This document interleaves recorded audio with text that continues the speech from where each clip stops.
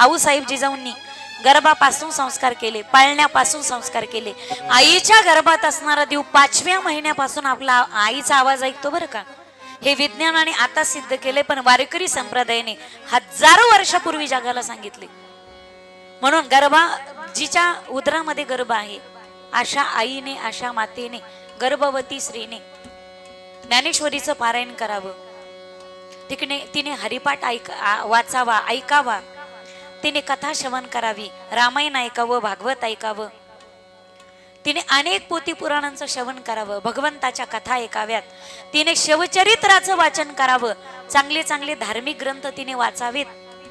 कारण मातेच्या गर्भात असताना जीव आईचा आवाज ऐकतो आणि आई ज्या पद्धतीचं वाचन करते. आता ती जर 3 इडियट्स पाहत असेल तर येणारी अवलाद इडियटच जन्माला येणार. डोरेमॉन मोठू पतलू जन्माला येणार. पहा तुम्ही, जन्माला येणार ते सध्या बळट जन्माला येणार. मग ती ज्या पद्धतीचं वाचत असेल, ज्या पद्धतीचं ऐकत असेल आणि ज्या पद्धतीचं ती पाहत असेल. म्हणून सांगितलंय गर्भवती मातेच्या कानावरती चांगलंच पडावं आणि तिच्या मुखातून सुद्धा चांगले शब्द यावेत. मागे तुम्हाला विश्वास बसणार नाही, आम्हाला गोव्यातून फोन आला होता एक कीर्तनासाठी. तुम्ही म्हणाल ताई गोव्यातले लोक कीर्तन, तिकडचे लोक अमृतच ऐकणार आहेत, अमृत पिणारेच येत. म्हणे ताई तुमचं कीर्तन घ्यायचंय. म्हटलं काय निमित्त कशाचं आहे? म्हणे काही नाही, 10-15 वर्षानंतर माझ्या पत्नीला दिवस गेले, आमच्यावर देवाची कृपा झाली, दवाखान्यात सुद्धा गुण आलं. म्हटले पत्नी गर्भवती, तिचा 7वा महिना, तिचं डोहाळं जेवण करायचंय. डोहाळं जेवण कळतं ना तुम्हाला, चोळी घालणं आपल्याकडे म्हणतात त्याला, बेबी शॉवर. तिचं डोहाळं जेवण करायचं आणि डोहाळं जेवणाला तिने गर्भवती असताना गर्भातल्या बालकाने कीर्तन ऐकावं म्हणून आम्हाला डोहाळं जेवणाला तुमचं कीर्तन ठेवायचंय. तुम्ही म्हणताल ताई काय हो काही सांगता तुम्ही, डोहाळं जेवणाला कुठं कीर्तन असतं का? अरे जगातलं पहिलं डोहाळं जेवणाचं कीर्तन, कीर्तनाची गादी ज्या नारद महर्षींची, त्या नारद महर्षींनी कयाधूच्या डोहाळं जेवणाचं पहिलं कीर्तन केलं. तिच्या गर्भात असताना, उदरामध्ये असताना सत्वर उच्चार प्रल्हादे बिंबला. पटतंय ना तुम्हाला माझं म्हणणं? कळतंय ना? उद्धवा लाधला कृष्णदाता. म्हणून एकेका भक्तीचे संस्कार गर्भात होऊ लागले.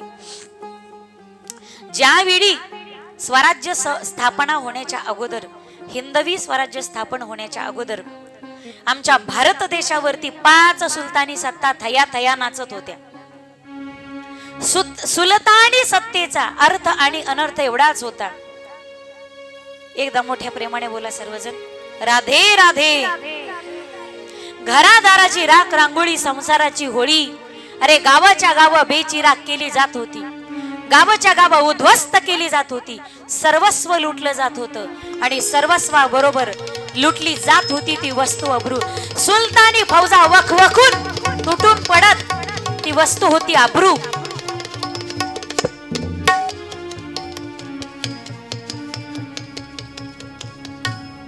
मोहिमंत काही काळ विश्रांती मिळाली म्हणून शहाजी राजे स्वराज्यामध्ये परतले आणि शहाजी राजांच्या सेवेमध्ये आऊसाहेब जिजाऊ चूर चूर चूर झाल्या आणि सेवेचा परिणाम दिसला. आऊसाहेबांच्या मुखकमलावरती एक विलक्षण तेज झळकू लागलं. वाड्यातल्या जाणत्या बाईंनी जाणलं, शहाजी राजांना कळालं की राणी सरकारांना दिवस गेलेत म्हणून. तेवढ्यामध्ये बातमी आली आणि आता मोहीम निघणारे, राजांना मोहिमात जावं लागणारे. पण अशा त्या नाजूक परिस्थितीमध्ये राणी सरकारांना ठेवण्यासाठी एखादं घरटं हवं, सुरक्षित हवं आणि सह्याद्रीच्या कुशीतलं हवं. 3 महिन्याच्या गर्भवती होत्या आऊसाहेब जिजाऊ आणि तेवढ्यामध्ये शहाजी राजांना आठवण झाली, गड शिवनेरी. त्यावेळी शिवनेरी गडावर गडकरी होते भोसल्यांचे व्याही विजयराव सिद्धोजी विश्वासराव. त्यांच्या स्वाधीन राणी सरकारांना गेलं आणि शहाजी राजे मोहिमात परत गेले. एक एक स्वराज्यातली बातमी अशी येऊन धडकायची. प्रत्येक बातमीचा परिणाम अंतःकरणावरती आणि पर्यायानं जिजाऊ महासाहेबांच्या गर्भावरती व्हायचा. अंतःकरण पिळवटून निघायचं. आणि एक दिवस सकाळचा समय होता. सकाळच्या समयी राणी सरकार स्वराज्याचा विचार करत बसल्या होत्या. कसं होईल माझ्या स्वराज्याचं? तेवढ्यामध्ये गडकऱ्यांच्या धर्मपत्नी लक्ष्मीबाई तिथे गेल्या, दोन्ही हात जोडले आणि प्रार्थना केली, राणी सरकार, या अवस्थेमध्ये माऊलीला काही ना काहीतरी करावंसं वाटतं, खावंसं वाटतं, ज्याला डोहाळं म्हणतात. राणी सरकार, तुम्ही आल्यापासून खाण्यापिण्याविषयी काय बोललाच नाही तो. पहा, तुम्ही अनेकांना डोळे लागतात, काहींना गुलाबजाम खावीशी वाटतात, काहींना खिचडी खावीशी वाटते, डोहाळे, काहींना विविध फळं असतात, चिकू पेरू, काहींना दळण निवडता गावातले खडे, काहींना राखीचे ढेपशे, चुलीची माती, चिमणीचा नाकातला डोहाळे प्रत्येकाचे वेगवेगळे असतात ना. राणी सरकार, तुम्ही आल्यापासून काही खाण्यापिण्याविषयी बोललाच नाही तो. काय आवडतं तुम्हाला खायला सांगा ना राणी सरकार. त्यांचा तो प्रश्न ऐकला आणि जिजाऊ मासाहेबाचं अंतःकरण भरून आलं. त्यांच्या दोन्ही हाताच्या मुठी ओळाल्या गेल्या, त्यांचा चेहरा रागाने लालबुंद झाला, ताडकन उठून उभ्या राहिल्या आणि जिजाऊ मासाहेब बोलतात, लक्ष्मीबाई, आम्हास खाण्यापिण्याचे डोहाळे नाही तो. मग काय आवडतं तुम्हाला सांगा ना राणी सरकार. मला काय आवडतं सांगू, मला काय आवडतं सांगू. आम्हास वाटते घोड्यावरती मांड ठोकावी, मला आवडतं लढाईचा पोशाख अंगावरती घालावा, डोक्यावरती जिरेटोप ठेवावा, कमरेला शेला बांधावा, तलवार म्यान करावी. अरे आपल्या सवार उचलून घेऊन आपल्या माय मावल्यावरती बलात्कार केले जातात, त्या हैवानाचं शिर वेगळं करावं. ब्राह्मण प्रतिपालक हिंदवी स्वराज्य आम्ही निर्माण करावं, हिंदवी स्वराज्य आम्ही निर्माण करावं. आई काय डोहाळेत माईबाप. जिजाऊ आऊसाहेब, तुम्ही नसत्या झाल्या तर नसते झाले राजे शिव छत्रपती. आऊसाहेब, तुम्ही झालात, तुम्ही होतात म्हणून आहेत मंदिरावर कळस, म्हणून आहेत अंगणातली तुळस, अरे गोठ्यातली गाय आणि चुली पुढची माय.